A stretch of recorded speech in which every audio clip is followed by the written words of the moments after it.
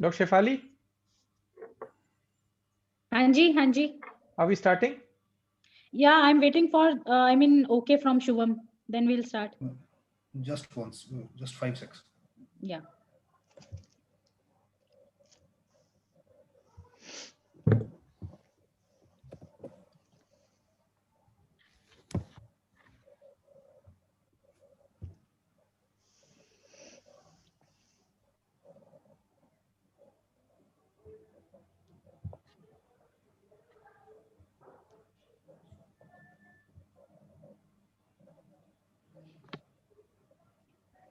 Yeah, I think we can start it now.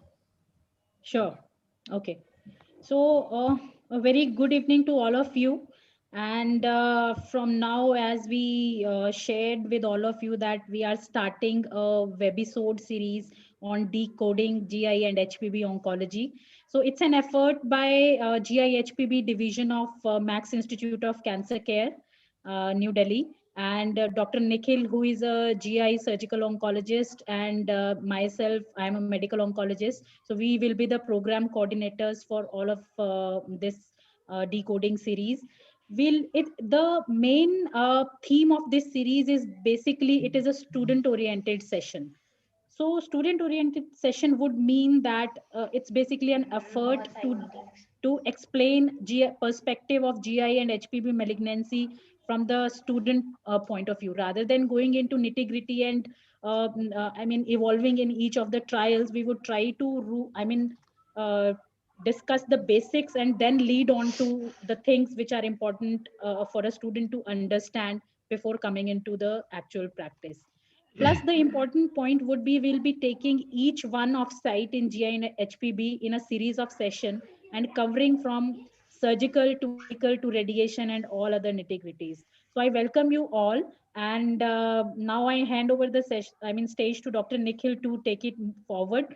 He'll explain the format and everything, and then we'll move on. Dr. Nikhil, please. Yeah, thank you, Dr. Shefali.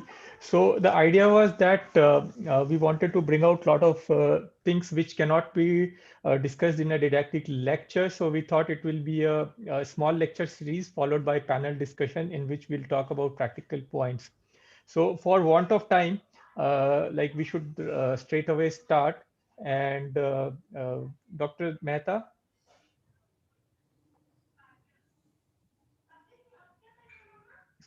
yeah, Dr. Mehta, you're mute. Yeah, I'll just. Yeah. Can you hear me? Yeah, we can hear you. I just want to tell one thing before that, like if anybody has, this is for like participants, if anybody has any question, they can write in chat box and we'll take it up in the panel discussion or later. Yeah, it's visible. Oh, okay. So, thank you for having me, to participate in this meeting. So, I'm a pathologist, and I'm going to talk on the GEP, that's gastroenteropancreatic neuroendocrine tumors, and their clinical applications. So, what is a neuroendocrine system? It's a dispersed system of cells present in the central nervous system, peripheral nervous system, and in many organs, including classic endocrine organs as well, including thyroid, for example. Now, these cells, what they have in common is their biochemical ability for amine precursor uptake. So, precursors of amine include dihydroxyphenyl alanine, 5-hydroxytryptophan. They take up these chemicals and decarboxylate them into amines, and these are called as apute cells. Therefore, they're called apute cells. Now, these amines for dopa would include dopamine, 5-hydroxytryptamine, which is serotonin. So, bioactive amines like these and peptides are secreted by the neuroendocrine cells. Some of these are also produced when you have clinical syndromes associated with neuroendocrine tumors.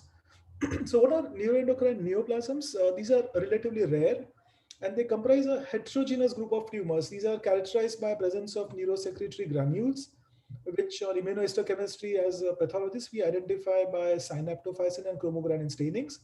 And they have very characteristic histology, which a pathologist is easily able to pick it up. So this includes organoid pattern, what we describe, and very characteristic nuclear morphology.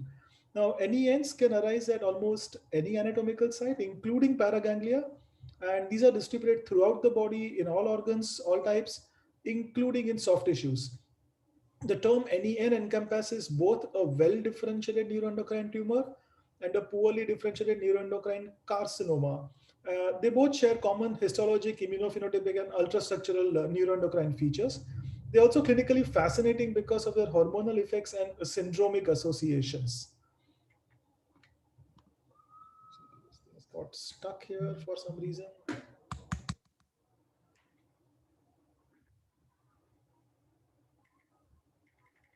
sorry, just bear with me for a minute.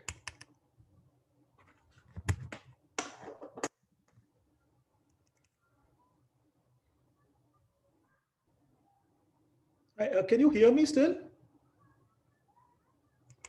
Yeah, we can hear you. We I'm can sorry, hear my you very well. screen is frozen for some reason. It's not. Can I just stop sharing and share again, please? Yeah, yeah, please go ahead. Yeah, I don't know what the problem is.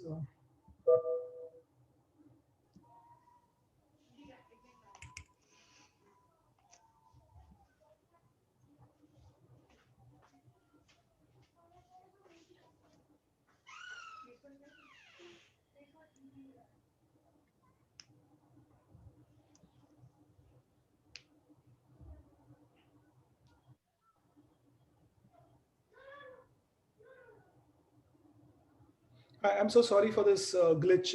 It seems to be moving now here.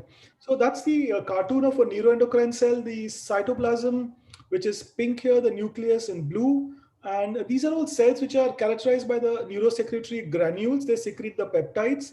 And on the surface of the granules sits chromogranin, and there are different acidic chromogranins A, B, and C. Now, these peptides and chromogranins are secreted in the blood, and therefore they act as biomarkers for neuroendocrine tumor evaluation. The neuroendocrine tumors also have small synaptic vesicles, brown here in this picture, and these contain synaptophysin, which is a good marker for neuroendocrine tumors. Now, as I said, there are markers for neuroendocrine differentiation, which include the non-hormonal ones, including chromogranin, the most common being chromogranin A, synaptophysin, CD56. And off late, we have a marker called INSM1, which is insulinoma associated protein 1, which is a good neuroendocrine marker for neuroendocrine tumors. Now, serum chromogranin is elevated where you get very high levels when you have usually the low grade and the lower end of neuroendocrine tumors, so G1 or G2. A moderate or low elevation may also be noted with pancreatic adenocarcinomas. A patient has a renal impairment or the patient is on chronic proton pump inhibitor use. Now, so serum chromogranin cannot be used as a diagnostic test for neuroendocrine differentiation for the above mentioned reasons, but it can be used for follow-up when there is a known low-grade NET. Now, why do NETs require a separate classification? Why are we even having this talk? Clinical behavior varies vis-a-vis carcinomas. In fact, NETs at different sites also behave differently, and we need to predict the outcome and determine the appropriate therapy for a site-specific disease. Now, there are two fundamental aspects to this classification. One is staging, which we all know what it means. And in a tubular organ, what it means is extent of the mural spread, which means how deeply it's invading, and the end status.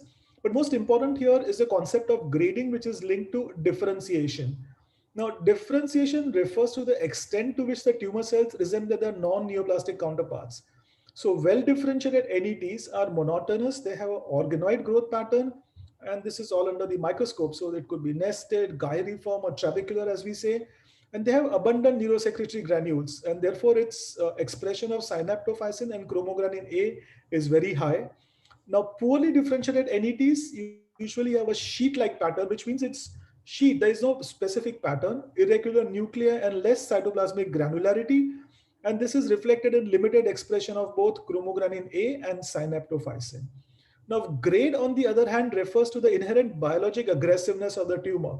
So, low-grade NETs are relatively indolent, high-grade NETs are aggressive, and the intermediate grade ones are less predictable and they have a more aggressive course than the indolent ones. Now, how do you assess the grade? It's either by doing a mitotic count or a MIB1 labeling. Now, this is the current way the NETs are described. So you have the well-differentiated NETs, which are low grade, intermediate grade, high grade. It's G1, G2, and G3.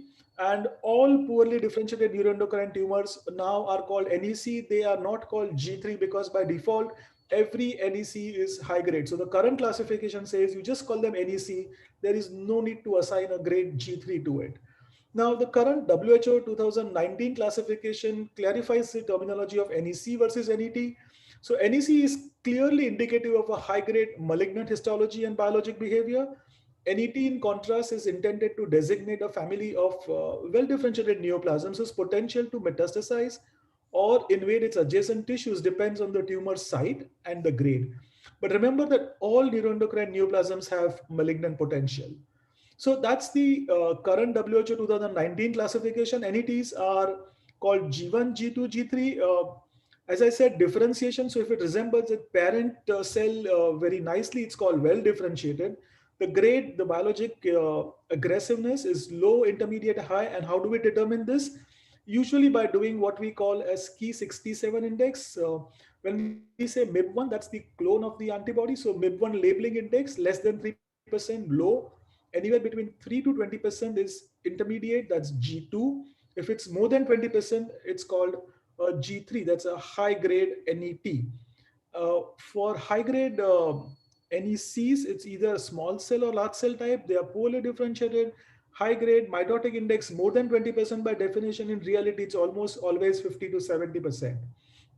And there's another concept, what was called as MANEX, that used to say a mixed adenoma, adenocarcinoma, and neuroendocrine carcinoma is now called as a mixed neuroendocrine and endocrine tumor.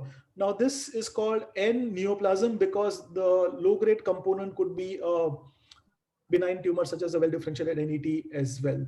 Now, differentiation varies. It's either well or poorly differentiated. Grade is variable, and MIB1 is variable depending on the lower grade or the higher grade tumor that you have as part of a MINE. Sorry, I'm still getting stuck with my slides. I don't know why it's not moving ahead.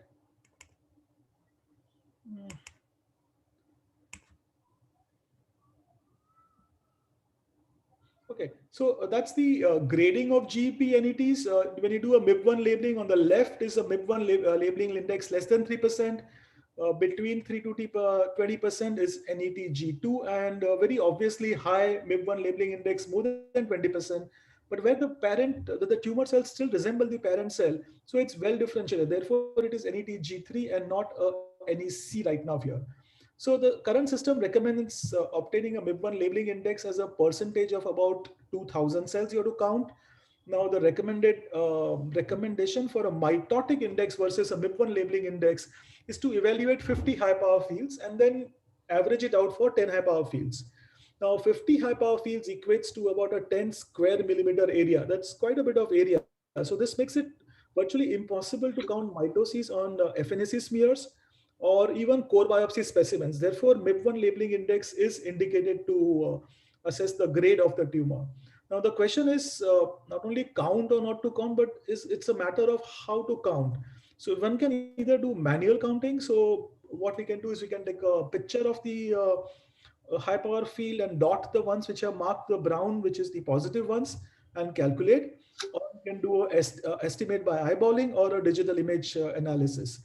In reality, what people do is usually they do a kind of an eyeballing estimate, and that's usually the hotspot which is counted. So per the WHO recommendation, one needs to count the highest proliferative region, that's the area of strongest nuclear labeling, while calculating the MIB1 labeling index. Now, the problem in this is that there's a temporal heterogeneity in the biology of the tumor.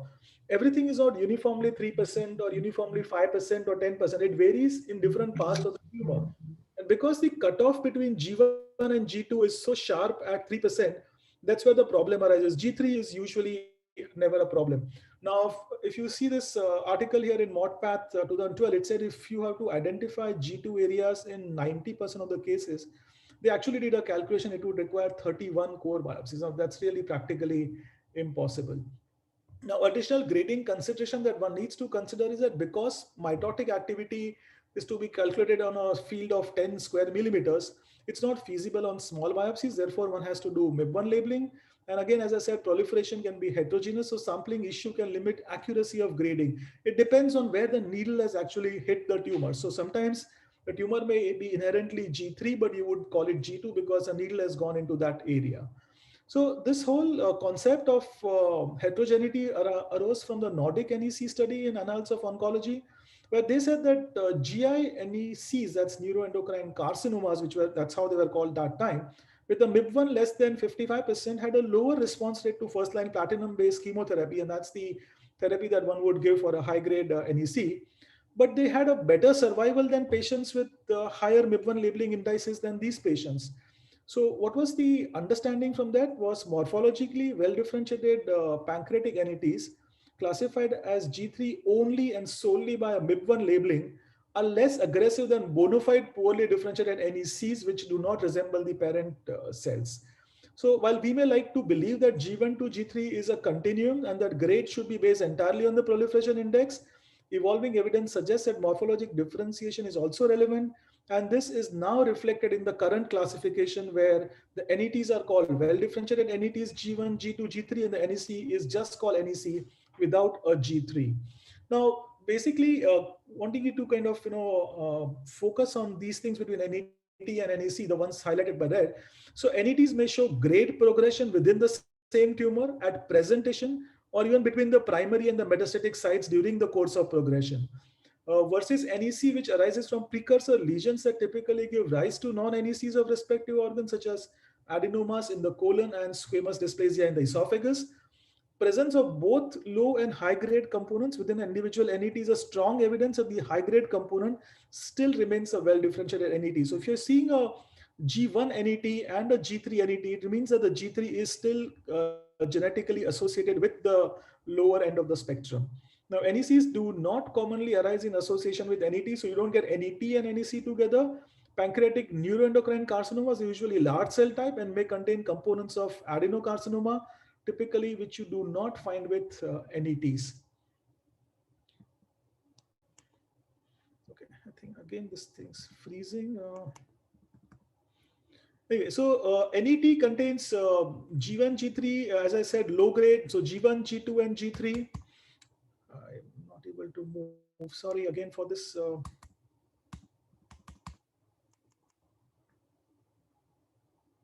I'm going to stop sharing again.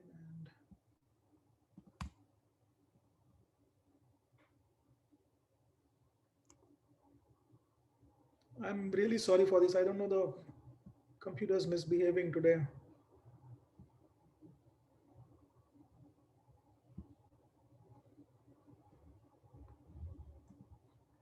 Okay, so with NET, usually you can get functioning tumors and non-functioning tumors. So ones in pancreas, ileum, and duodenum are functioning tumors. The ileal ones are the ones responsible for carcinoid syndrome. The non-functioning ones include gastric, the ones in liver, bile ducts, and colorectal. NECs are typically non-functioning tumors. NETs have syndromic associations, MEN1 syndrome, usually find tumors in pancreas and duodenum, no syndromic association with NEC. Surgery and medical treatment of NETs is dependent on the site of origin. Chemotherapy is usually the treatment of choice, even in resectable NECs. Now, as far as genetics goes, the poorly differentiated NECs have genetic features that you would associate with pancreatic adenocarcinoma, such as KRAS, CDK, and 2A or SMAD4 mutations.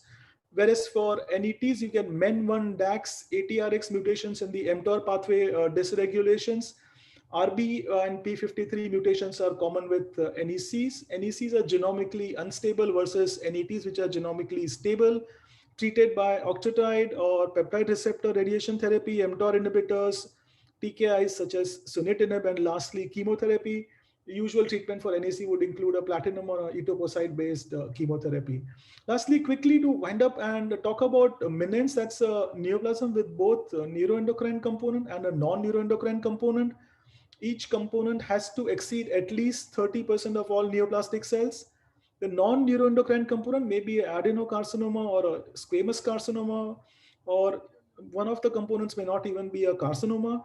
Both components should be graded, and if there is a small cell component, that should definitely be graded because that drives the biology of the tumor.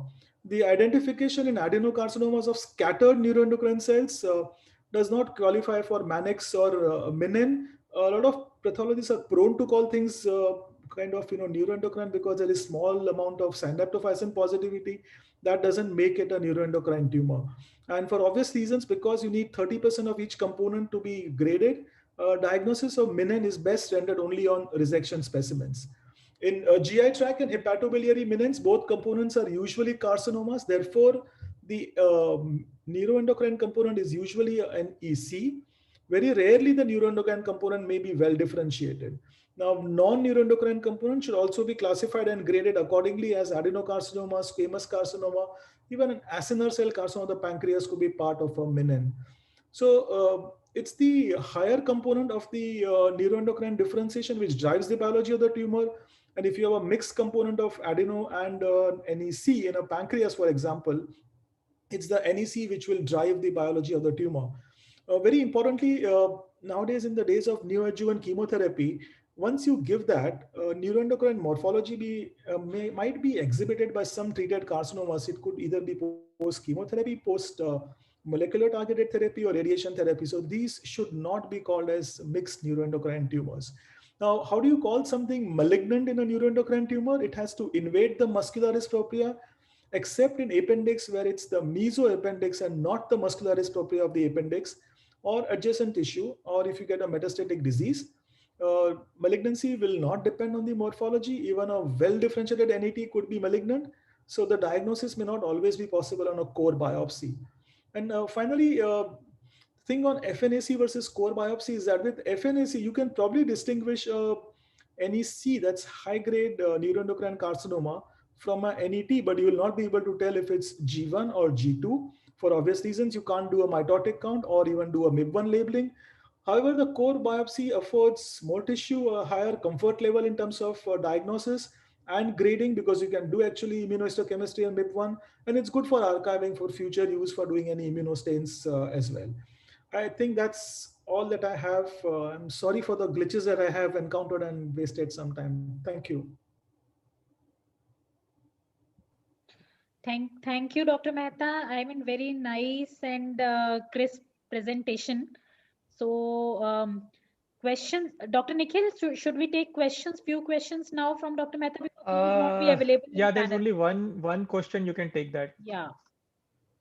So, is there any question in the chat box?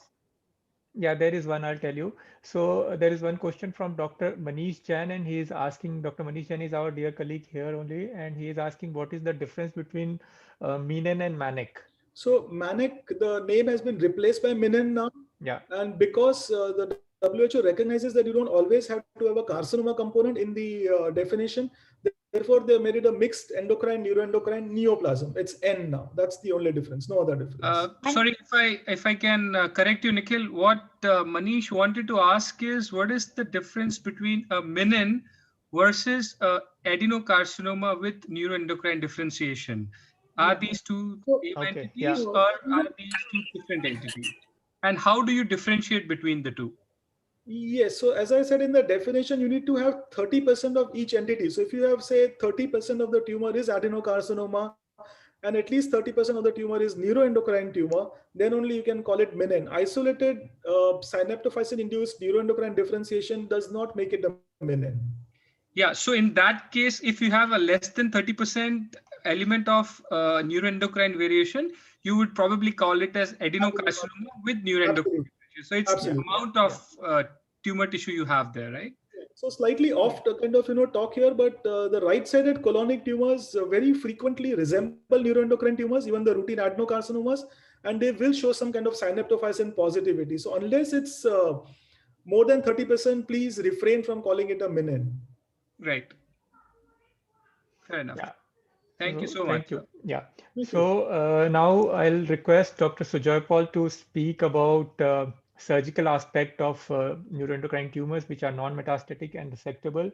Dr. Sujoy Pal is a professor of GI surgery at All India Institute of Medical Sciences, New Delhi. Dr. Sujoy Pal, sir. Yeah, just a minute.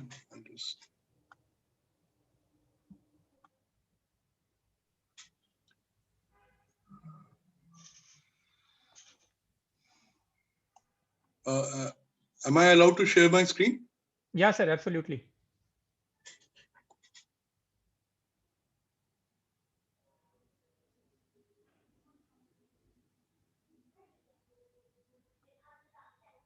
It's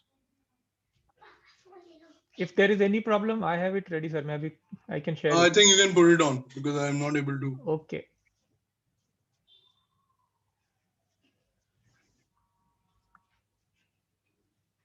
Yeah, shared. Okay. So would I be able to move it? No. No, You will be I able will have to. to do it. You'll have to tell me next slide. Okay. Right. So I'm supposed to talk about the gastroenteropancreatic neuroendocrine tumors, the surgical management of the localized variety, where we are not talking about occult and the metastatic disease. Okay. Next slide, please. Slide. Yeah. So before I actually go into the details of the management, it is important to realize that the GEP-NETs are an interesting group of tumors, and there has been a six-fold increase over the last 2 decades.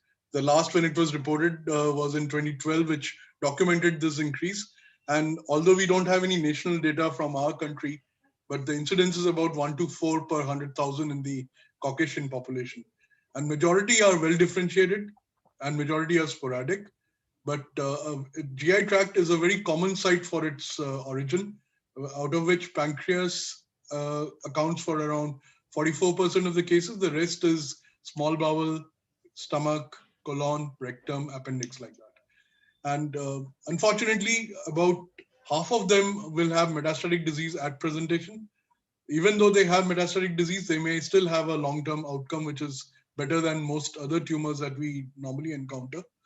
And the syndromic association, which I've already heard in the previous talk, is very commonly seen with the MEN1 syndrome, where incidentally the neuroendocrine tumors actually determine the long-term life or outcome in these patients. Then the von Hippel-Lindau syndrome, neurofibromatosis and tuberous sclerosis. What is good about the syndromic association is that often these tumors are picked up earlier and they usually have a better prognosis if they are treated earlier. But unfortunately, the other problem is that they are often multifocal and you may not be able to get away with a smaller resection. Next, please. Slide. So these are the some caveats that I took from the NCCN guidelines of this year, 2020, which I would like to reiterate because that's a common theme running through this presentation. The resection of recurrent locoregional disease, isolated distant metastasis, or a previously unresectable tumor that has regressed should be considered for selected patients with adequate performance status.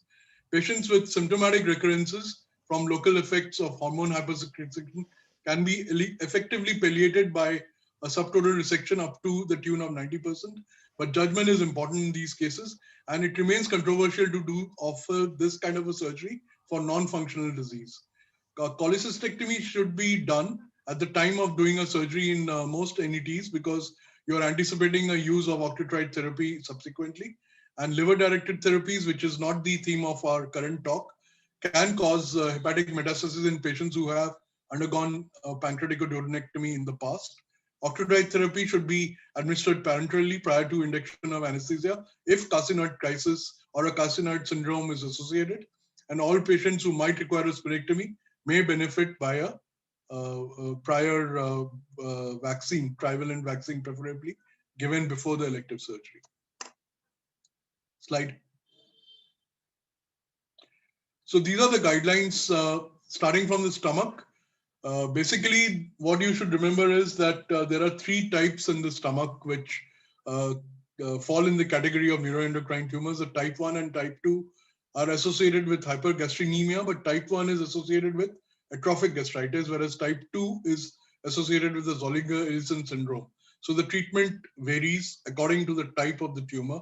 And the third variety is the one which is the most malignant, and they are called the type 3 types, and they can often be of the G3-NET variety, along with some other colonic tumors which can also have G3-NET variety. And these have the worst prognosis of the lot. Now, the treatment for small tumors is basically can be treated by observation or by endoscopic resection.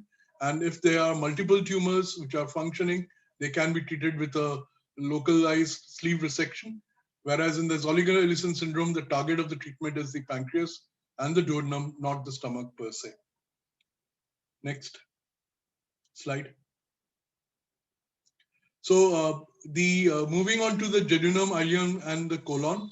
Ileum is the commonest site of the GI tract, or the tubular GI tract, where the NETs occur. And here again, the occurrence of the carcinoid crisis or carcinoid syndrome is associated with extensive metastatic disease to the liver, because serotonin, which is secreted by these tumors, is usually metabolized by the liver in the first pass. It is only when the liver is replaced by metastatic disease that you have a carcinoid syndrome. But the thing is that it has been shown that for locoregional disease, resection of the bowel along with the adjacent mesenteric lymph nodes is necessary for affecting cure. And what is more important here is, although the TNM classification talks about the size of the tumor as one of the definite prognostic indications, in ileum and jejunum is one part of the GI tract where the size is not directly correlated with the invasiveness. Even a small 4 millimeter tumor in the ileum can be a metastatic tumor, give rise to metastasis. So that is one important thing that you should remember as far as the ileum and the small bowel is concerned. Whereas in all the other areas, size does play a major role, especially in the stomach, the colon, the rectum, and even in the pancreas. Appendix is again a good site, a common site for occurrence of an incidental carcinoid tumor.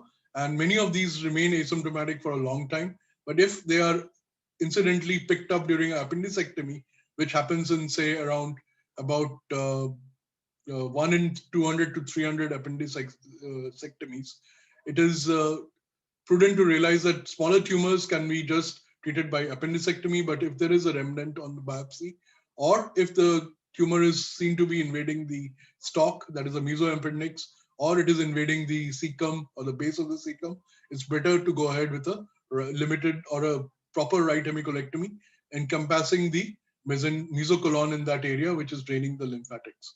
So that would be the things. And appendix tumors are very often very indolent as opposed to the ileal tumors, and they are the ones who are less likely to be metastatic as compared to the small bowel carcinoids. Looking at rectal tumors, again, the emphasis is on picking up.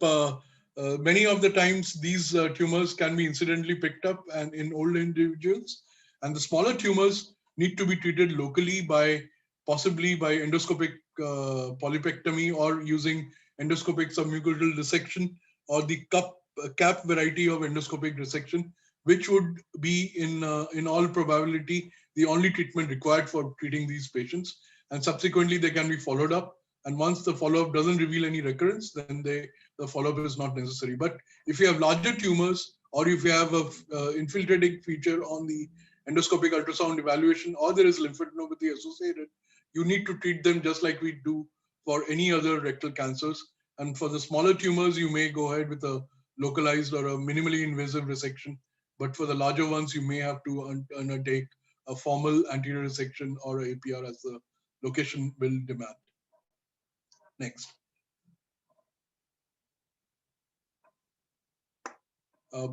Next slide. I basically taken a few slides from the ESMO guidelines, which have been oncology guidelines, which have been recently published, which just basically reiterates some of the facts that we have already discussed. Surgery with macroscopic radical intent is the mainstay of treatment for small bowel NETs. But when you have a situation where there is metastatic disease, which is again beyond the purview of this talk, you may have to still undertake the resection of the primary if it is symptomatic, or it is likely to cause obstruction, or it can cause ischemia because of the infiltrative desmoplastic reaction, which often small bowel tumors can create. So in those cases, you may have to undertake a resection despite a widely metastatic disease in the liver. And there is a very small group of patients where the Ki67 is less than 10%. It is a grade 1 or grade 2 tumor where the liver metastasis is not locally resectable because it's bilateral and widespread, and there's no other disease elsewhere.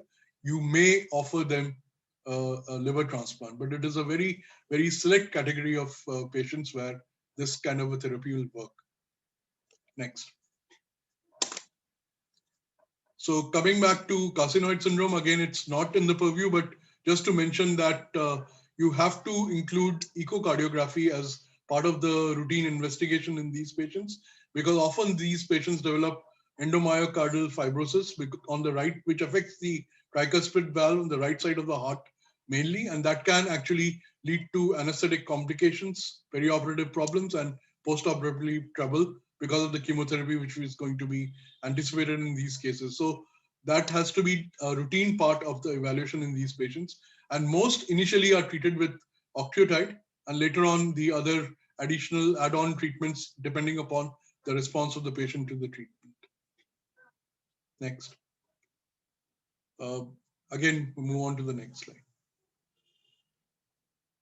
So coming to the pancreatic neuroendocrine tumors, a lot has been written about whether we can actually non-surgically manage these patients, especially when they are incidentally detected, specifically because of the increased detection of such tumors on a cross-sectional imaging done for some other purpose.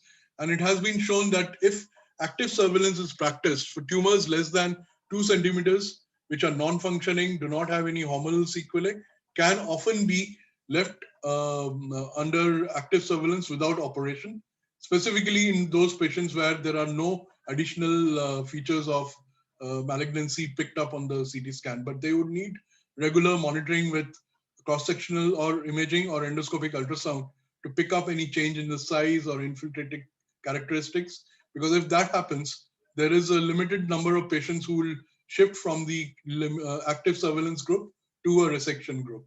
And generally, it is offered to those patients who are old, have debility and comorbidities which preclude resectional surgery. In all other situations, it is generally advisable to operate such tumors. You may actually get away with the enucleation in many of these small tumors, but in others, generally a resection with a formal lymphadenectomy.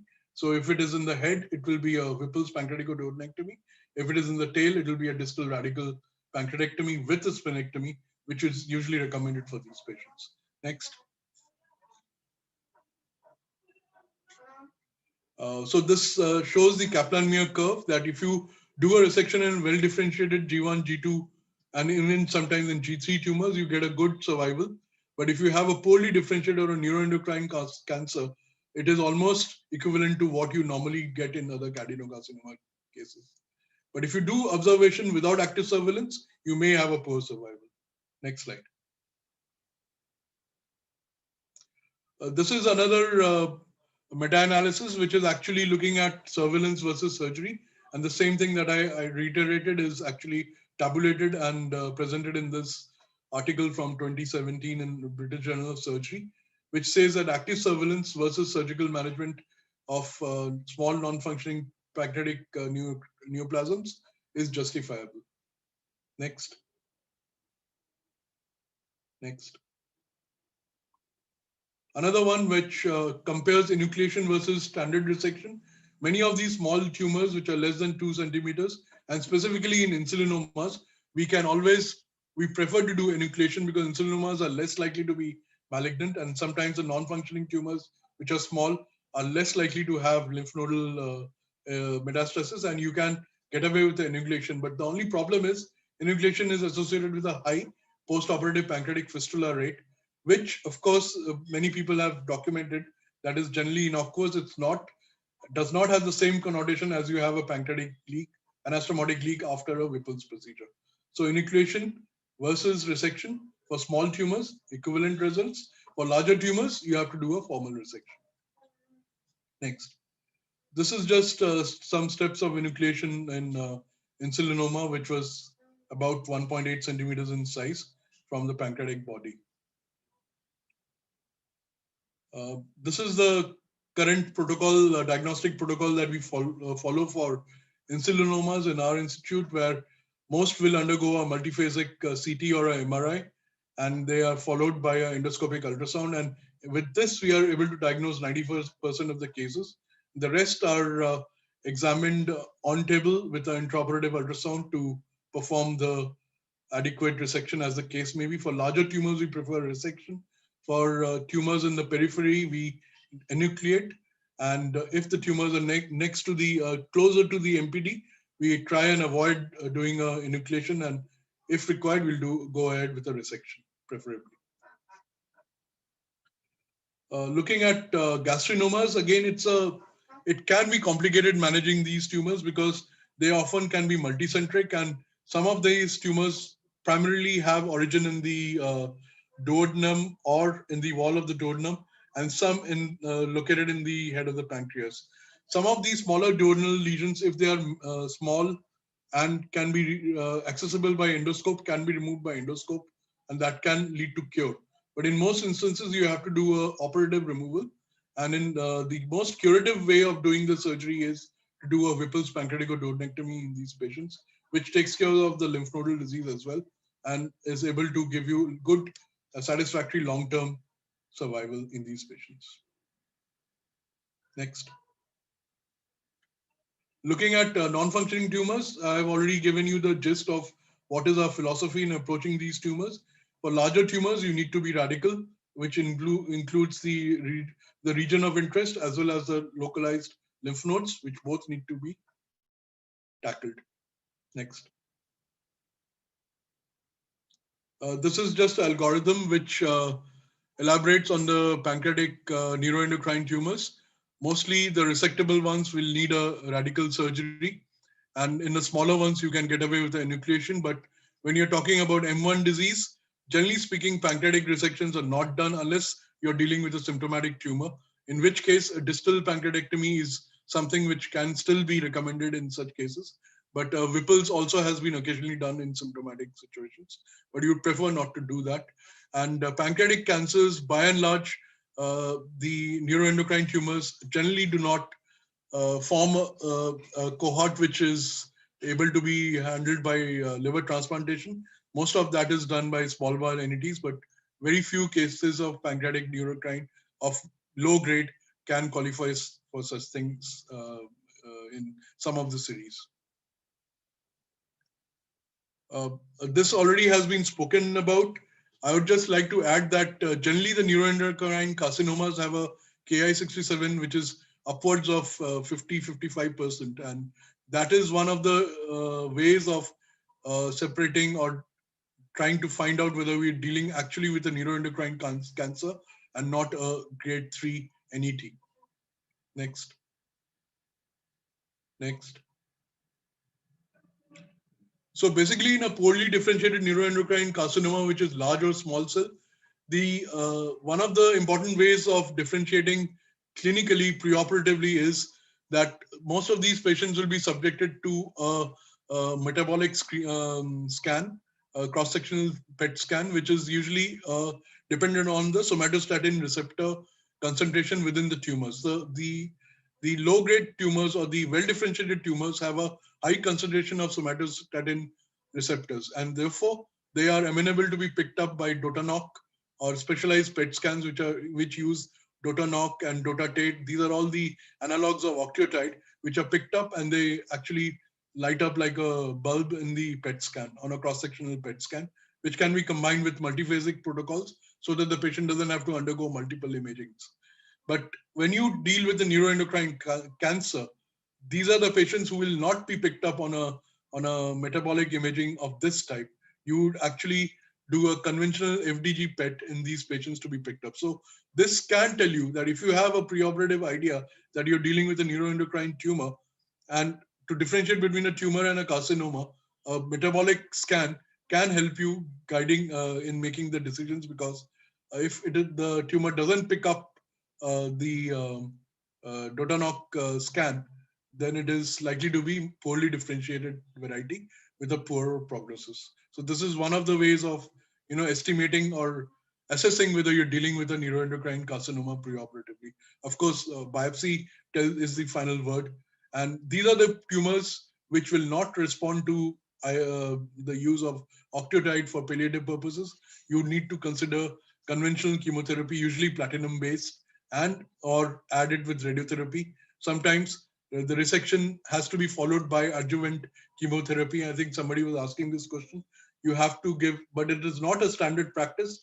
These are all protocol based and individualized for a particular case when we are dealing with lymph node positive disease. Next. Nikhil, next. Palliative resection I've already talked about. There is interesting data which says that if you take care of the primary in a pancreatic neuroendocrine tumor, even though there is unresectable metastatic disease, the survival can be prolonged, provided you have other ancillary medical treatment going on. And this data supports consideration of surgery for the primary in patients with a low tumor burden, which is described as Ki-67 less than 10% with a good function status.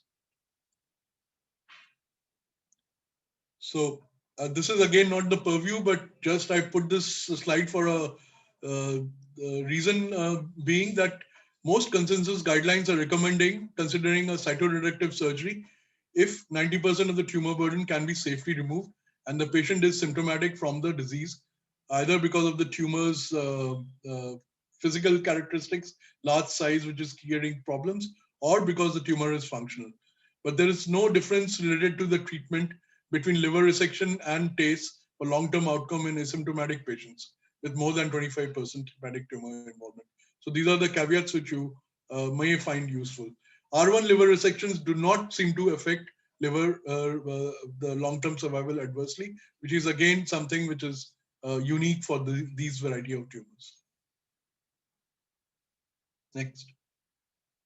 These are the guidelines which help us in assessing whether a person can, be treated with liver transplantation. But again, mind you, it is a very highly selective kind of a thing, done very, very infrequently. And the world over, not many cases have been done. But it is also known that in 5 years, the recurrence rates are quite high. 75% of these patients recur, although they have a prolonged survival and they have a good symptomatic relief if it's a functional metastatic disease to the liver. The same thing, again, reiterated. So I would just end up here by saying that you have to use appropriate use of tumor markers, cross-sectional and metabolic imaging for staging and grading of these tumors, biopsy when feasible. Active surveillance will work well for small non-functioning tumors and also in those cases where the patient is has comorbidities which precludes aggressive resection. But those tumors which are symptomatic or those which are larger than 2 centimeters often require a radical resection along with the encompassing lymph nodes. R1 resection in low-grade tumors is still justifiable, and adjuvant neoadjuvant treatment in high-grade GEP-NETs are part of research protocols and not routinely advocated. And palliative 90% debulking surgery is also recommended in certain situations where we are dealing with functioning tumors and unresectable metastasis. Liver resection for resectable liver metastasis and rarely liver transplantation for low-grade GEP-NETs have been shown to have meaningful survival. With that, I would end up here and I'd be happy to take questions. Thank you, Nikhil. Thank you, Dr. Sujoy. Thank you, sir. So questions, like we are already running much behind time, so questions will take up in the panel somewhere in between. And Asit, quickly start. Yeah, I think let me share my screen.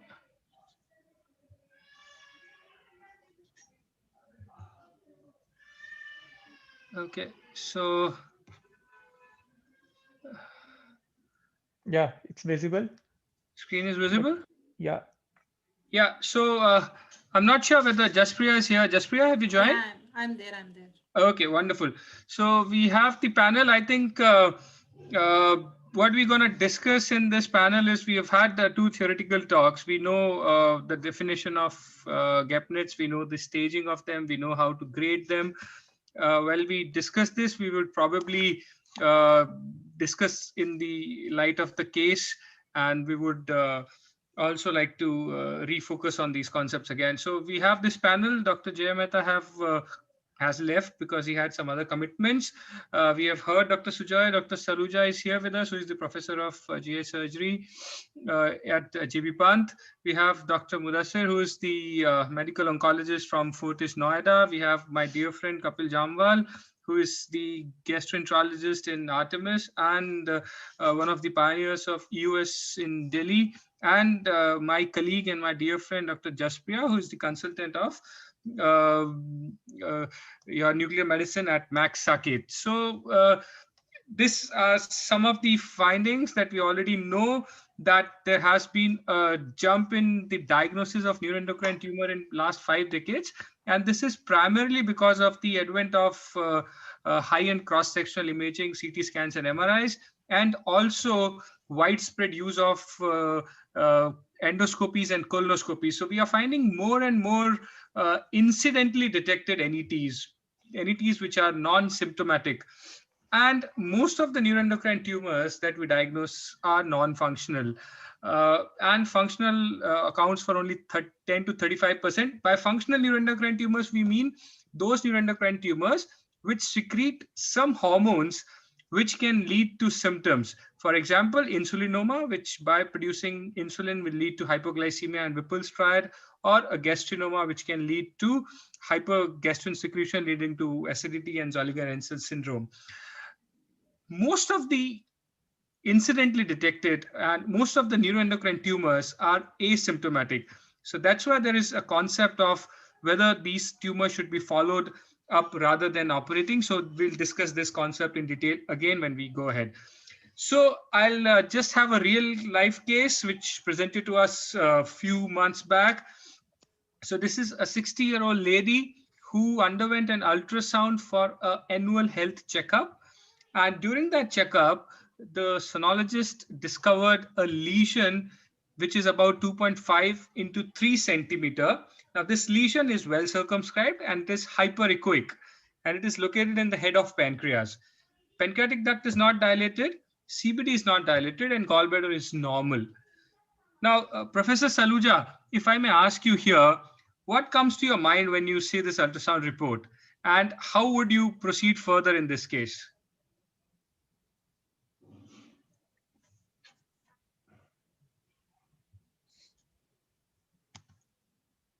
Dr. Saluja? Unmute. Unmute. Can you hear me?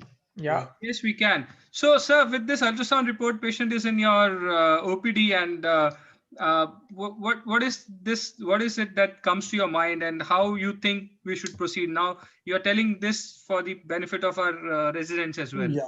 Yeah, we are finding a lesion on the head of the pancreas, which is hyperechoic. So that means it is a solid component lesion. I would like to go a contrast enhanced pancreatic protocol CT in such a patient. Right. So since this lesion is hyperechoic, so are you considering something of a non-ductal adenocarcinoma type, or does it favor any other pathologies like a neuroendocrine tumor? It could be neuroendocrine tumor. It could be acinar cell tumors, the other rare variety of pancreatic solid tumors, because PD is not dilated. It could be less likely. It could be a pancreatic cyst, which is rarer. So all these will be there. Other than adenocarcinoma, since you have a lesion which is 2.5 centimeters to 3 centimeters enlarged and there is duct is not dilated.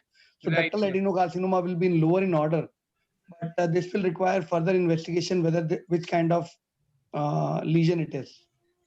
So next investigation in your mind is triple phase CECT abdomen. Yeah. Perfect. So or a CMRI abdomen. I mean, both would be interchangeable. Some people would prefer a CT or others MRI.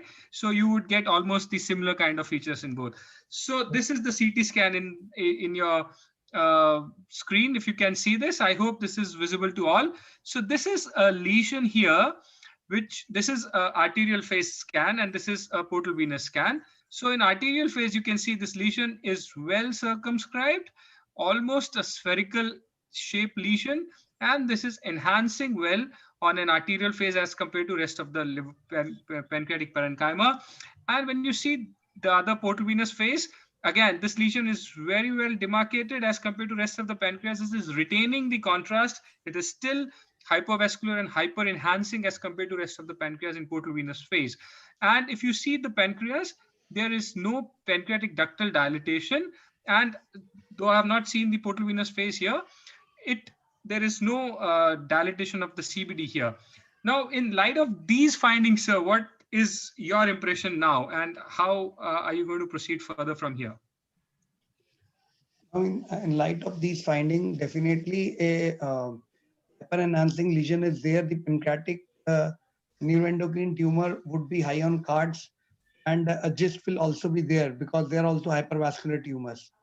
Both of them would be there, and following this, we can go for some functional markers like chromogranin to know whether this is a neuroendocrine tumor, or if we have a high suspicion, we can straight away go for a Dotana PET scan.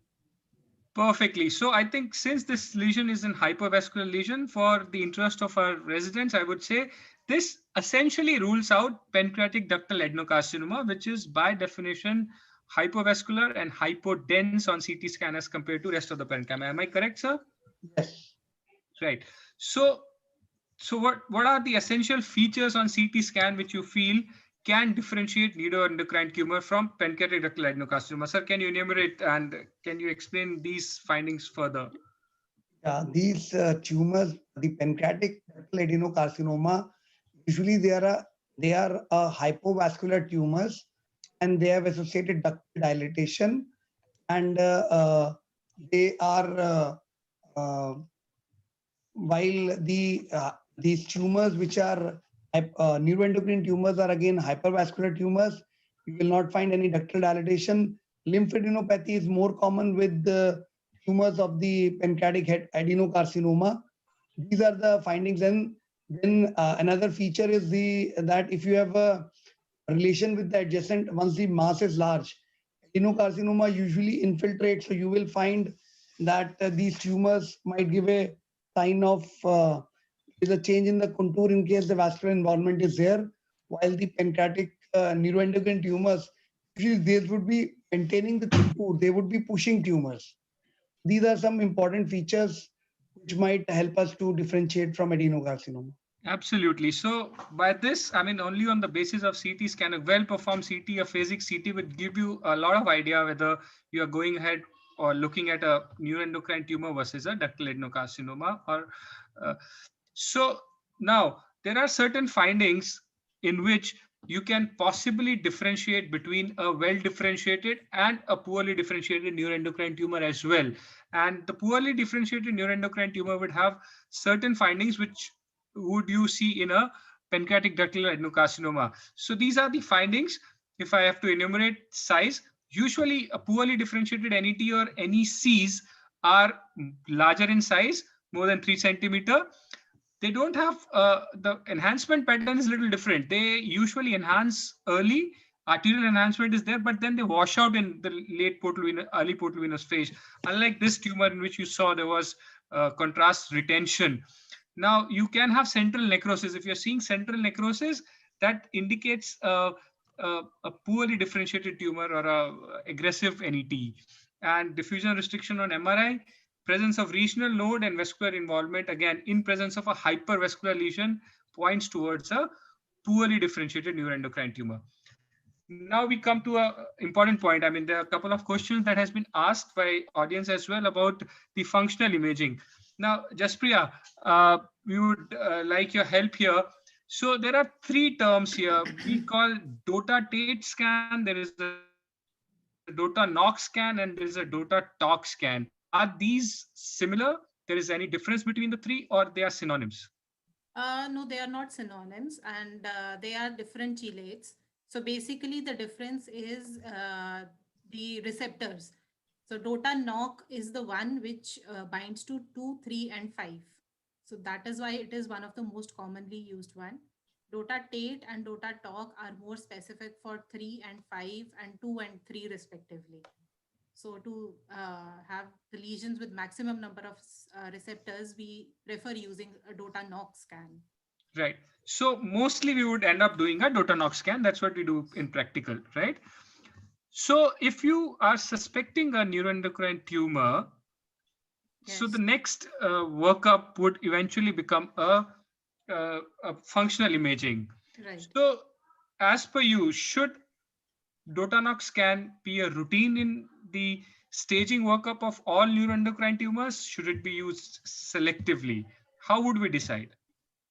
So if we are suspecting a neuroendocrine tumor and we still don't have a good first investigation which has been done across cross-sectional imaging, a Dotanoc imaging along with a good triple phase CT can be used as first line of investigation. But in a case where we are seeing it's already we can't, there's a good triple phase CT which does not show any lesions in liver, any nodal involvement. A Dotanox scan can be skipped in such cases because it will not add anything. Generally, in tumors, indolent tumors, where there are high chances that the patient may present with mets, a Dotanox scan should be done. Ideally, it should be done as first imaging. Okay, so usually in a well-differentiated tumor, say grade 1 and grade 2 NET, what Yes. percentage of these tumors will have a somatostatin receptor, or what would be the sensitivity of Dotanox scan in these So, patients? so Dotanox scan has a very high sensitivity specificity of around 85 to 92%, and a specificity of somewhere around 95% in detecting the primary NET for G1 to G2 tumors, and a very high sensitivity specificity for the liver mets as well. It's almost around 100%. Right. So is there any role of somatostatin receptor scintigraphy in today's era? When we have Dotanox scans, do we still need somatostatin receptor scintigraphy? No, it's only being done at places where there's no accessibility to PET. Otherwise, DOTA scan with a good triphasic CT, a PET CT has a much better spatial resolution than SPECT, much more easily available. The imaging is done immediately after 1 hour of the scan, unlike somatostatin receptors where the patient had to wait for 2, 3, 4 days and for sequential imaging. So there's no role as of now. So it's a investigation of past now, right? They passed, yeah. Right. So another thing I wanted to ask you is whether the SUV values on Dotanox scan can predict the grading of the neuroendocrine tumors. Does a high DOTA avidity indicates that it is a well-differentiated grade 1 tumor versus lower SUV predicts towards poor grading, and no uptake on DOTA predicts NEC? Does it work, and what is the association? So it does. For the higher the somatostatin receptor activity, the higher will be the SUV. So it goes more in favor of a well differentiated. Of course, we can't differentiate much between a G1 or G2 just on the basis of scanning, but we can definitely differentiate between a well differentiated and a poorly differentiated. More is the uptake on a Dotanox scan, more are the chances of it being well differentiated. Okay, so what is the role of dual tracer PET scans, a dual tracer FDG and DOTA PET? So, Dr. Sujoy, I think you have touched on this aspect probably in your talk. When would you want to have a dual tracer PET in your patient? What would be the indication in a neuroendocrine tumor? The dual tracer is usually required when you have a diagnostic dilemma. If you have a Dotanox PET scan which is lighting up, you don't need to do a FDG PET at that point of time. But sometimes when you have a patient who has, say, occult primary, and you have a metastatic disease in the liver, which appears to be that from a neuroendocrine primary elsewhere, you might have to do both, to find where the primary is.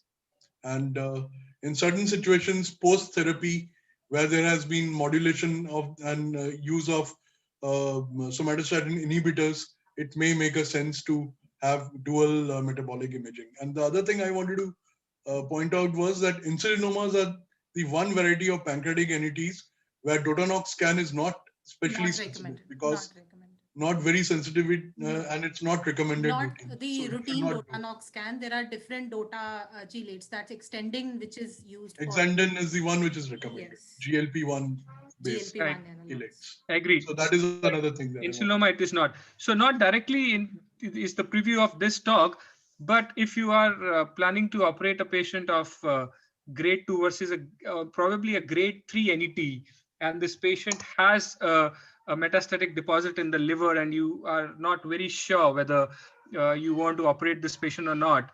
So probably a dual tracer PET can help you make your decision Exactly. Yeah, sure. better. If this patient has a good DOTA avidity versus a good FDG avidity, probably Sure. a decision making of operating Absolutely. this patient might help. Yeah, Yeah, in so grade this is 2, probably one of the indications where you can do a dual tracer. Yeah, in grade 2, grade 3, actually FDG and DOTA are complementary for especially in metastatic cases. Right, So exactly. that can help in the individualizing the therapy for the choice of treatment in such cases. Right. So if a tumor has more FDG avidity, it's probably denoting Towards a the more poorly differentiated pattern, and you won't be very aggressive with surgical treatment with these Yeah, patients. and there's a proposed scoring also for the same, which is called the NET PET score. So that also helps in deciding. Right. So if you can elaborate a little more on that scoring, Jaspriya? That's basically a visual assessment of both the imaging gallium DOTA-NOC as well as FDG. So it's scored from P1 to P5. So P1 is a higher G1 gallium uptake than FDG. And then it goes down to P5 is FDG uptake more than gallium. So it's basically a visual assessment itself. Okay, in which you compare the FDG Gallium avidity and DOTA avidity and give a lesion by scoring. lesion. Yeah, Right. lesion by lesion it is compared. Okay, yeah, great. So like this patient had a DOTA PET, and if you can see, it is beautifully and vibrantly lighting up the pancreatic head. And this lesion has, there is no other uptake, and this is a localized, well differentiated neuroendocrine tumor of the pancreas, incidentally detected in a lady. Now we come to serum assays. This, I think Dr. Jay Mehta also touched it primarily. So Kapil, if you are here, now what is the role of serum assays in these patients? So I'm not talking about functional tumors here, because if you have functional tumor, you're going to ask for a very different set of hormonal assays. I'm talking about a non-functional neuroendocrine tumor. So if it is a pancreatic tumor, I think a chromogranin A is a standard thing that we're going to use. We can use NSE and pancreatic polypeptide. What are the pitfalls? What you think you should be careful when you're asking for the benefit of residents? Yeah. So Asit, there are two markers which are commonly available and which we use. So one is chromogranin A and second is 5-HIAA. And these are divided based on the location of the neuroendocrine tumor. So chromogranin A denotes tumor from either a foregut or a hindgut, and 5-HIAA which shows a tumor from the midgut. So because the hindgut and the foregut doesn't contain serotonin granules, so that's why. So chromogranin A is not a marker which can be used for diagnosis, and it has shown in multiple studies. It is a marker which can be used for prognosticating or follow-up during treatment. And there are some conditions in which there can be false elevation of chromogranin A. One is high dose of PPI. A patient who's on high dose of PPI can have falsely elevated chromogranin A. And the second condition is hepatic insufficiency, and third is renal insufficiency. So in these patients, the chromogranin A can be falsely elevated. And the second point I want to tell to residents is that it is not a tumor marker for diagnosis. It is for prognostication and for follow-up during treatment. Whereas 5-HIAA is a very good marker for diagnosis of carcinoid syndrome from midgut. And the normal level is around 5 to 8 picogram per ml, and it can be increased in certain conditions like patients who are on PPIs, patients who have on some celiac or some other diets, or they have malabsorption disorder of the small bowel. And it is usually said the levels more than 50 to 100 times of upper limit of normal diagnose serotonin syndromes, and it's by a simple urine test. And some certain conditions like patients on PPIs can again this can interfere with assessment, as well as patients who are on octreotide therapy, because patients who are on these conditions are on treatment.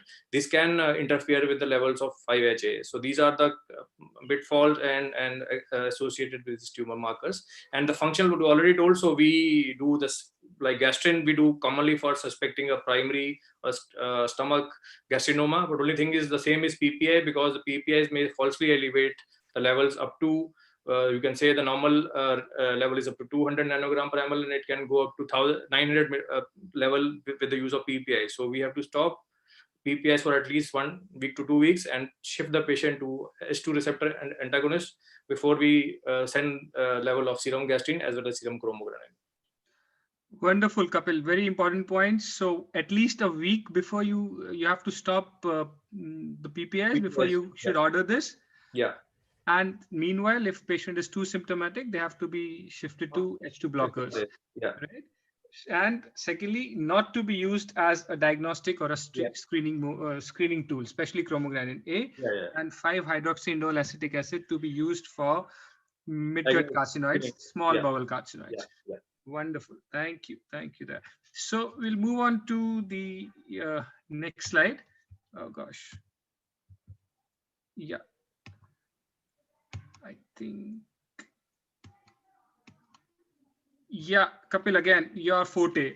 So endoscopic ultrasound is the probably the newest kid on the block, but one of the very important modalities by which we can diagnose and grade these tumors. So first thing, I mean, I would like to ask this, Dr. Saluja, do you think that preoperative histological diagnosis is necessary in neuroendocrine tumors before you're embarking on any treatment, say surgical treatment? No. Routinely, it is not required if you suspect, like in the case you have shown to us.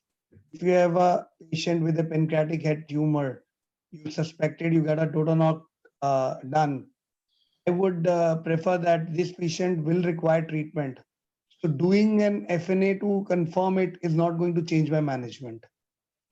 The requirement of doing this upfront FNA is in areas where you have a large mass, you are planning some kind of what do you call a neoadjuvant treatment in some patients if you have a suspicion of adenocarcinoma.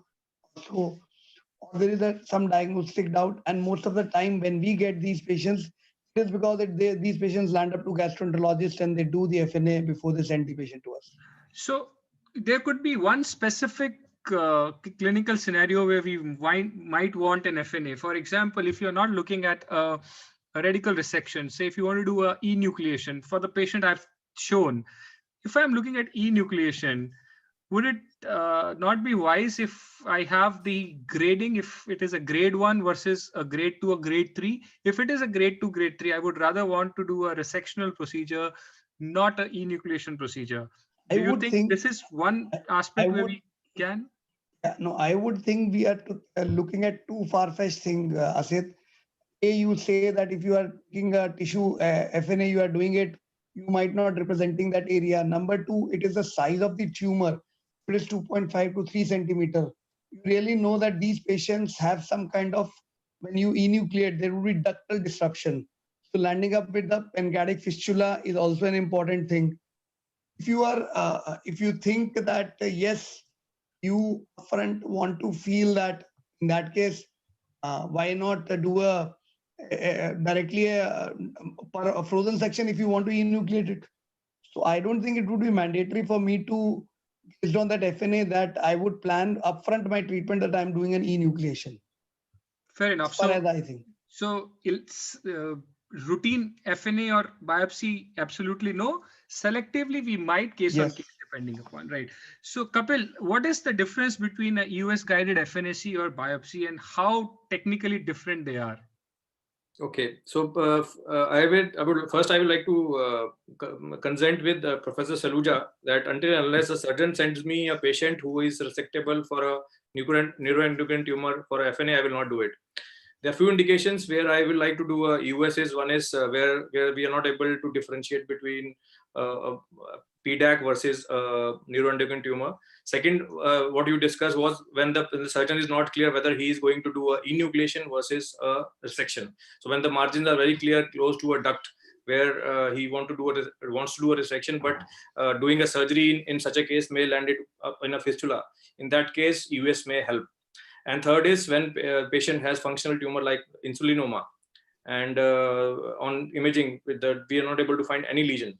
So like a CT or a PET CT or a DOTA-NOC is not able to show any lesion, and patient has the diagnostic criteria of insulinoma. In those cases, the sensitivity of US for a lesion from 2 to 4 millimeter up to 2 centimeter is very high, and we will be able to find.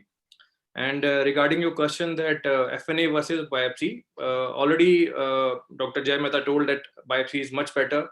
At the moment, what we can give you is a high end for FNA, but the tissue is not very good, which can, I think, show everything. But there are now trials which are going on where we have a biopsy forceps which have been devised, and which are being on large trials are being going on, and which are called US guided biopsy forceps. And we can take a biopsy now from that two forceps, but the larger trials have to show that they are better than FNA, and I think then we will be able to guide and help our surgical colleagues better in such cases. Right, thank you. So the last two questions have been answered by Dr. Jay Mehta, that usually FNAC is not something which we rely upon for grading the neuroendocrine tumors. We need a biopsy, and we need a pathologist who has looked diligently into that biopsy, and specimen was adequate, that he has looked into at least 50 high power fields and then reported as less than 10 high power fields for mitotic count, and at least 200 cells, 2000 cells they have screened for reporting Chi67 index. So I think a good biopsy yield is very important before you can base your decision solely on that. Yeah. So management, right? So I think I would need the input of Dr. Sujoy and Dr. Saluja here. Resection versus enucleation. I think if there is any tumor which is amenable for enucleation, especially in pancreas, so the role of surgery is less controversial when we talk about stomach and rectum. So rectum, it will be straightforward. You have to just resect it. If it is a small tumor, less than 1 centimeter, you can do it endoscopic resection, be it ESD or EMR. If it is bigger and it is below the peritoneal refraction, you can do a transanal excision. But if lesion is more than 2 centimeter, or there are lymph nodes involved, or if this lesion is infiltrating into the muscularis propria, now here the role of US is very important. US can tell us all these findings in a rectal neuroendocrine tumor. So if there is an aggressive tumor, you have to do a resection procedure like an anterior resection or an APR, like Dr. Sujoy told in his talk. But in pancreatic lesions, there would be a case of resection versus enucleation. So Dr. Saluja, which are the tumors where you would consider enucleation, and how would you investigate these patients? It is the standard teaching is that if the lesions are less than 2 centimeter, then these patients can be enucleated, and then the tumors which are more commonly located in the body and tail region, they are more commonly, they can be enucleated easily. You also have to have a use of intraoperative ultrasound, where you can locate the association with the ductal area. If you are suspecting any high malignancy or something like that, the case which you are showing in a patient with a non-functional neuroendocrine tumor, which is of 2.5 to 3 centimeter in size, I would err upon doing a resection rather than doing an enucleation. And that you want me to answer the other two things also? No, I think for lap and open, I would want Dr. Sujoy to chip in.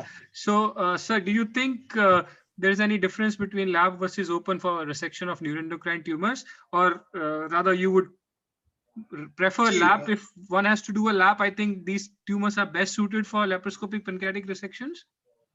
Yeah, they would be. Although I'm not a laparoscopic surgeon, I don't have any experience with lap resections. But yes, both lap enucleation and lap resection can be performed eminently for the distal tumors, and for the head tumor of this type, again, this would be okay. The only problem is that you'll be ending up with a very small or an undilated duct. And if you are a skillful laparoscopic surgeon and you're able to include that duct into anastomosis laparoscopically, then it's fine. Otherwise, it's better to do an open surgery, because you'll be able to do a better justice to the anastomotic site. That's agreed, sir. I think, but if you consider the biology of this disease, and so you don't have to do that aggressive lymphadenectomy as you would want to do in a ductal adenocarcinoma. I think if somebody has to venture out onto lap, these are the cases where people. That is one option, definitely. Yes. And there is one controversial thing that I wanted to mention. I mean, I don't know how many of you will agree, but there is a halfway between resection and enucleation, which is you do the enucleation in a tumor of this type. I'm not recommending enucleation for such a tumor, but if you have a 2 centimeter tumor in the head, which is maybe close to the MPD, sometimes you can get away with enucleation and doing what is called a cavitojejunectomy, where you can anastomose a loop to the jejunum, off jejunum to that cavity to take care of any pancreatic leak. We have done a few, although I would say that it's not a standard recommendation, but this is one option which can be undertaken if you want to avoid a big resection. What if I told you that we did the same for this patient? Oh, that's good. So that answers me my question. Right. So the role of lymphadenectomy. Does the role of lymphadenectomy in neuroendocrine tumor any different as compared to other tumors? And would the extent of lymphadenectomy differ on the basis of the grading of the tumor?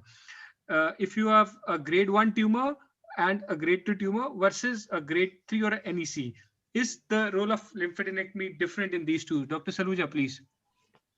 In neuroendocrine grade 3 tumors, lymphadenectomy is done, but I think it also depends upon the size of the tumor. Also, if you have got a if you have got a Dodonok scan, you are pretty sure that there is not a spread. So doing a lymphadenectomy, standard lymphadenectomy would suffice in this tumor. It was as the size of the tumor increases, the lymph node spread is often seen in these cases. So lymphadenectomy can be included in these tumors. That is what I take. Right. So if it is a well differentiated, especially if it is a grade 1 NET, I don't think any lymphadenectomy is required. If there are no regional lymph nodes involved on a good performed DOTA PET or a CCT, we can even avoid a lymphadenectomy. Otherwise, a regional lymphadenectomy if the nodes are present or if it is a high grade tumor. I think this is what we should be saying. Now, can observation be offered to any of these patients? And if yes, what criteria to follow? I think Dr. Sujoy touched on this briefly in his talk. I mean, what are your thoughts? Would you offer observation to any of these patients? If yes, what are those patients? Who are those patients? I would start with you, Dr. Sujoy. Yeah, I mean, this kind of a situation can arise when you have incidentally picked up tumor, which is less than 2 centimeters in size, and you have a patient who has other comorbid conditions, and you would actually put them on an active surveillance program and decide to operate later if required. But on the other hand, if you have a younger individual with such a thing, I would be more happy to actually advocate surgery in such a situation. Whereas in an older individual with comorbid conditions, where the tumor is looking relatively less sinister, doesn't have all those malignant looking features, size is less than 2 centimeters, you would be justified to do active surveillance. But active surveillance is important because you have to put the patient who believes in the treatment is compliant, and he's going to accept repeated imaging in the next 6 months to one and a half years, where you have to do repeated 6 monthly scanning to see whether the tumor is increasing in size. If there is an increase in size, or if the tumor crosses the 2 centimeter barrier, it's better that you offer surgery in that situation. So if you are offering a patient observation, say this patient falls into your the criteria, if less than 2 centimeter, asymptomatic, and uh, it's very well DOTA avid. So if you wish to offer this patient observation, would you want to confirm that this is a low-grade tumor, it's a grade 1 NET? Would you want to do a biopsy in this patient or not? No, Would you not do in a this one. US-guided biopsy on this patient? Not in this one. Okay, right. So as per this is the ENET's recommendations. They say in an incidentally detected asymptomatic patient who has a non-functional tumor, which is less than 2 centimeter and it is grade 1, these patients may be offered observation, provided they are well informed and they are well motivated to be on regular follow-up. So this is what ENET says at present, right? So if surgery is not done due to poor risk patients, say this is a resectable neuroendocrine tumor, and you are not able to offer surgery for whatever reasons, is there any role of somatostatin analogs in these patients? Dr. Mudhasir, can you elaborate on this? Would you like to offer somatostatin analog for these patients? Hi. Yeah, it was a fantastic discussion till now. Though I was not involved, the early stage NETs and NECs surgery is the main thing. So in this case, the question is that long-standing somatostatin analogs in a poor risk patient who is not fit for surgery.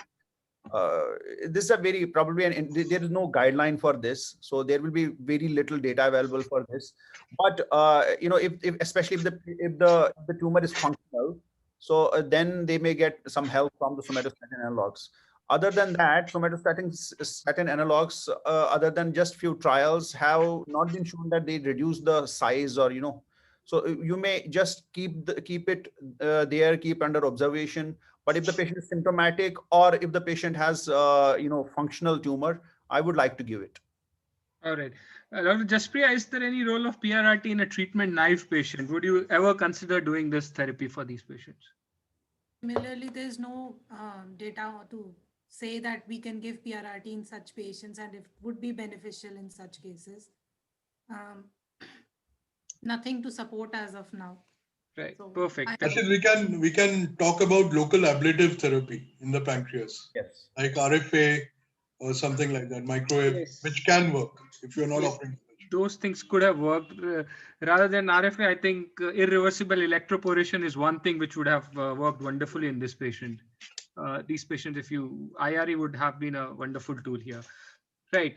So now we come to adjuvant therapy. Now we don't know what is the role of adjuvant. I mean, we do, but then we want you to elaborate here. What is the role of adjuvant therapy in grade 1 and grade 2 tumors versus a grade 3 tumor, like grade 3 well differentiated grade 3 versus NEC? So do you think, and menin, in all these three conditions, if there was a tumor and I have resected it off, what is the role of adjuvant therapy? So let's begin with first class, grade 1 and grade 2 tumors. See, grade 1 and grade 2 small tumors or kind of completely resected tumors, I don't think there is any role of any adjuvant therapy. A post surgery, as sir also said, that it will be only observation. Perfect. And follow-up. And what about a grade 3 neuroendocrine? Say it's a well differentiated grade 3, but Ki67 is close to 20. You have still resected it off. Would you consider giving any adjuvant therapy to this patient? Now probably from the grade 3 well differentiated to poorly differentiated NEC, it is probably a spectrum, which I feel that there will be a kind of a spectrum of the prognosis which gets worse as the tumor gets poorly differentiated, which has been seen in many different studies, that the grade 3 well differentiated have a better prognosis than neuroendocrine carcinomas. So in neuroendocrine carcinomas and grade 3 well differentiated, they are the most common recommendations say that we should be giving them the chemotherapy, adjuvant chemotherapy, just like we give in small cell lung cancers, that is the etoposide and platinum based chemotherapy, for 4 to 6 cycles, depending upon the response. In very localized, which have been resected already, I would definitely go for adjuvant chemotherapy, because this is the only chance they will have, most probably. If they are fit enough for chemotherapy, I would definitely offer them chemotherapy. But and another category of patients is which are the tumors which are locally advanced. We may give them upfront chemotherapy and radiotherapy, maybe followed by a definitive surgery, probably, if they become operable after that. Perfect. And what about menin, the mixed neuroendocrine and adeno? So these tumors are usually treated as the more aggressive part, that is the adeno part. Would you treat them Yes, or the adjuvant therapy like adeno? I agree with that presumption, because if it will also depend upon what is the neuroendocrine component, whether the neuroendocrine component is carcinoma, or is it or is it just neuroendocrine tumor or grade 1 or grade 2. Though the pathologist, I think, delved a lot on this, what are the components can be. But most probably in case of gastric, for example, in case of pancreatic, the adenocarcinoma will take lead. Yep. I'll think Okay, in more perfect. I think that's you have made it absolutely clear. Can I come in, Asit? Yes, sure, sir. I just wanted to just put one word about the grade 3 neuroendocrine tumors, which are actually considered as well differentiated entities. Actually, speaking, the adjuvant recommendation is not very clear for grade 3 well differentiated, even if you have a lymph node positive disease. But generally speaking, these tumors are supposed to be less responsive to platinum based therapies and more responsive to things like use of everolimus, use of temozolomide, use of sunitinib, and things like that. And sometimes if they're functional, then use of long-acting octreotide. So it would be a developing area where things are not yet crystallized, but these patients are the ones who require more stringent surveillance post-surgery, which is R0 surgery if it has been done. And they have to be followed up with frequent chromogranin A estimations, frequent cross-sectional scanning. And if there is a recurrence, consider resurgery if resectable, or put them on these kind of therapies. That is what my take on it. I agree, sir. As I said, sir, this is a kind of a spectrum. Probably the Exactly. grade 3 well differentiated being the most, the good prognosis, and the neuroendocrine carcinomas being the worst prognosis. And nobody will be able to actually, because these are very rare tumors. The grade 3 well differentiated neuroendocrine carcinomas. Less, there are not many studies phase 3 studies which have establish the role of adjuvant therapy, and we probably may never have those studies. So whatever is there, because if the patient is well enough, good performance status, we may give them that benefit.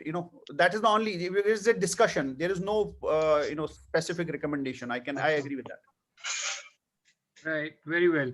So I think rest we have covered. We have covered rectal as well. Gastric NET was covered briefly by initially by sir about type and observation. So and obviously small intestinal carcinoids will be operated almost always. So would be functional tumors.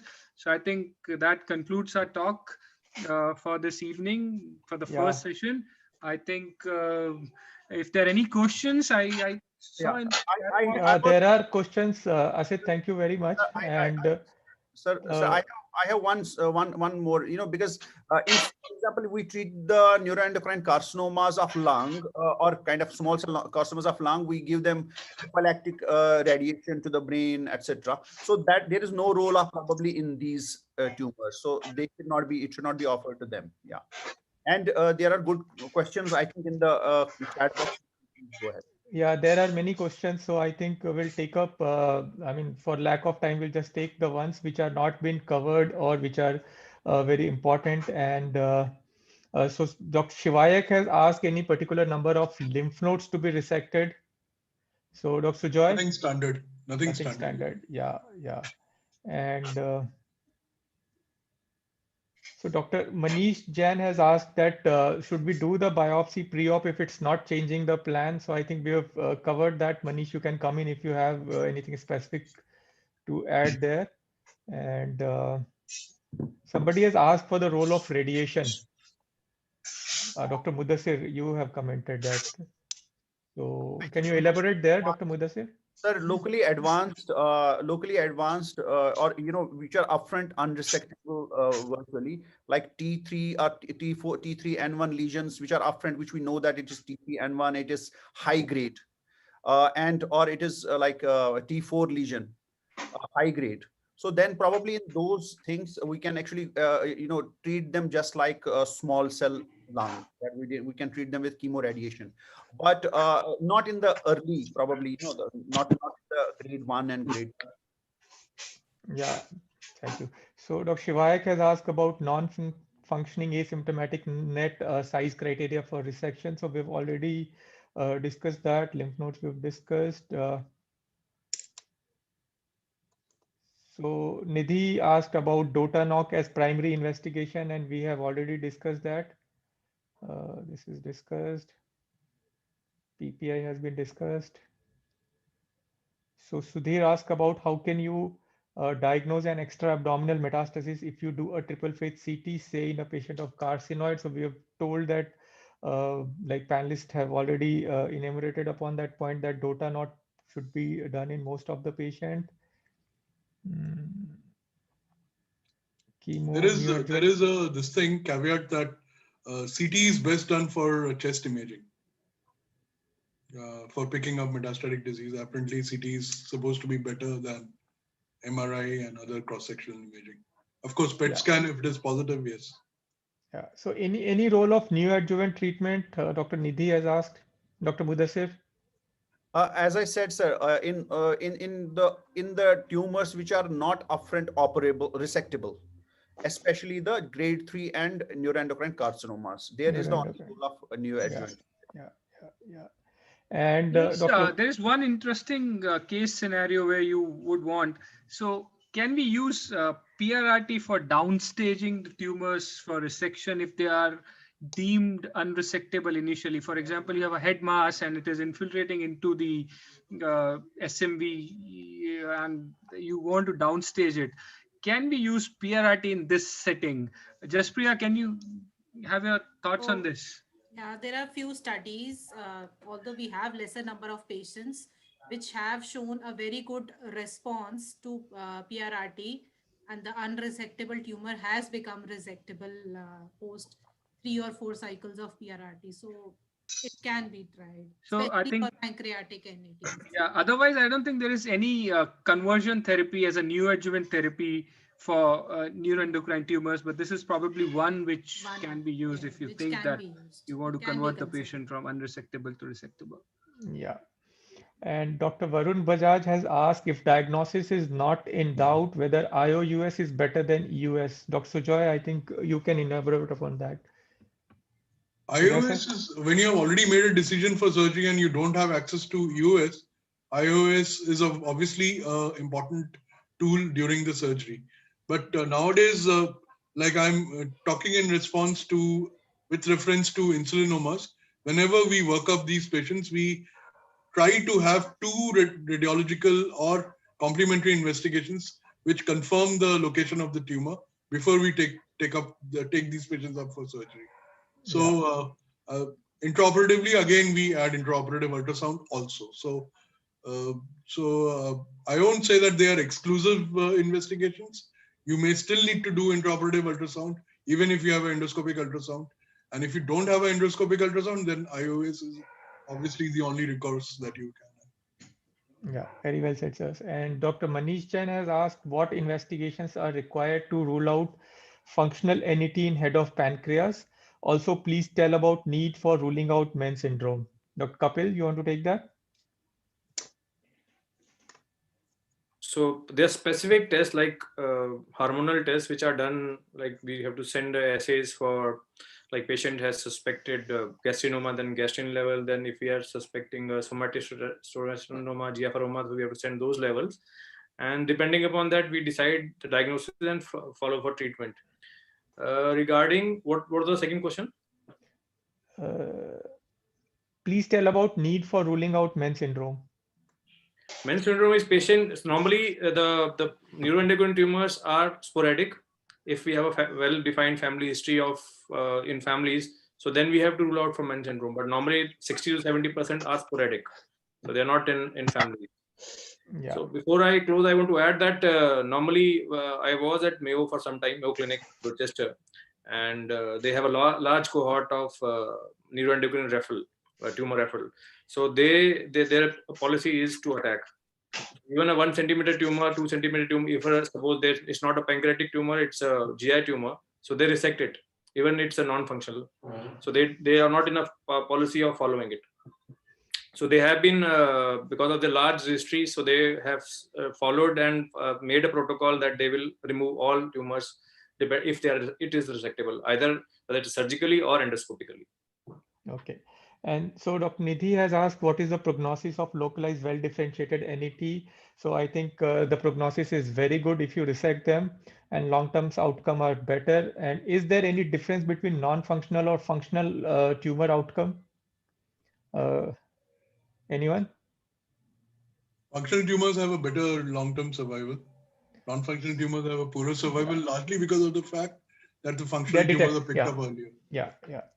Agreed. So regarding men, Nikhil, I just wanted to add one, that if you have a gastrinoma as the functional presentation, then many people would like to screen for a MEN1 syndrome. Insulinomas are most often sporadic, but gastrinomas are commonly associated with MEN1 syndrome. And generally, the thing to be done is the calcium levels and to look for a cross-sectional scan of the head to rule out a pituitary tumor. These 2-3 things would help you in ruling out a MEN1 syndrome. Yeah. Dr. Kapil sir, one just, somebody said that, how to look for a functional pancreatic tumor. Yeah. So you enumerated some of them, but should we do it in all patients to just say that it is just non-functional, or should we should the workup be just on the lines of, as Dr. Asit, actually went through the, evaluation of pancreatic tumor? Yeah, so Dr. Mudhasir, ideally we should do everything, but we have to see our patient resources and our availability. So these normally hormone levels are not done everywhere. Exactly. So these are done in special labs and special centers only. Exactly. So and depending upon the incidence, so most commonly the incidence is the GEP-NETs, which are in the proximal foregut, as well as the pancreatic neuroendocrine tumors are most common. We can have, but depending on the referral center, I think they will also say that they've seen very few cases of the other functional tumors like somatostatinoma, GFRoma, or very rare tumors. So that's why it's not included in the algorithm evaluation. That's why, because of the level, as well as the level of evaluation, as well as the number of cases which present to us in clinically. So would that make a difference? For example, if there's a tumor and there is a we are suspecting that it may be functional, it may not be. If it is functional, that means, there will be some symptoms. Yeah. If there are no symptoms, then we should assume it as that it is non-functional, isn't it? Yes. So that's why it's called non-functional. Exactly. So we do not need to look for these enzyme levels, these hormonal levels. These are only in cases of then when you are suspecting something, you will direct your testing on that. So suppose you find a disease which is localized, and on imaging you find that it's a PET, a neuroendocrine tumor. So the best thing is do a surgery. Yes. And it will show what type of tumor it is. Suppose you find multiple lesion, metastatic lesion, and there is non-functional. Then the problem is, then you will do a biopsy. Yes. And then you will do. So the thing is, stage of disease as well as what do you find at diagnosis will decide. The patient who have typical symptoms, then is functional. Then that's why the hormonal level is associated more with functional disorder rather than based on imaging. Agreed. Yeah. But we do biopsy, EUS biopsy? No, I told you, if surgeon refers to us, if unresectable, there's some dilemma or there's some problem. Otherwise, if resectable, it should be resected. No need of fiddling it. Okay, sure. Yeah. So Dr. Manish Chen has asked about the role of capecitabine and temozolomide in well-differentiated G3-NET. Dr. Mudhasir? So as a adjuvant therapy, I don't know whether there's any data for that. He said G3, grade Yeah, 3. G3, well differentiated. I don't know whether there's any data for that. There must be, I think, if he has written a question, but I have not come across any data which says that adjuvant, in case of adjuvant, it can be given. Yeah. Manish, you can come in the discussion. No, okay. So again, we have Dr. Sudhir who have asked us, in addition to anti-secretory action, long-acting SSRIs have an anti-proliferative and anti-neoplastic action. So any patient on observation protocol should be offered these. Uh, No, observation means observation. Then you don't Yeah. do anything. That's self-explanatory. Yeah. Don't use treatment like that. Yeah. So we have almost taken up most of the questions. So that brings us to our like finishing of this, and thank you, my panelists. It was a very, very wonderful discussion. Thank you, Asit. And we hope to continue. I mean, we hope, no, we will continue this activity. So it will be a bi-monthly program. It will be on 1st and 3rd of every Wednesday.